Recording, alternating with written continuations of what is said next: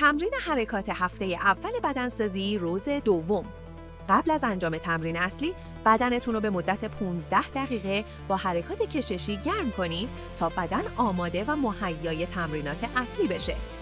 حرکت اول، اسکوات با هالتر سبک.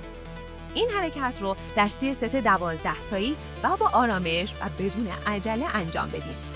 حرکت دوم، لانج با دمبل. این حرکت رو برای هر پا به صورت مجزا در 3 ست 10 تایی انجام بدید. حرکت سوم، ددلیفت رومانیایی ثبات. این حرکت رو میتونید در 3 ست 10 تایی انجام بدید. و آخرین حرکت، کاپریز یا سقف پا. این حرکت رو میتونید در 3 ست 12 تایی یا 15 تایی انجام بدید. فراموش نکنید که بین هر حرکت به بدنتون استراحت بدین تا فشاری به بدنتون وارد نشه و نتیجه معکوس نگیرین.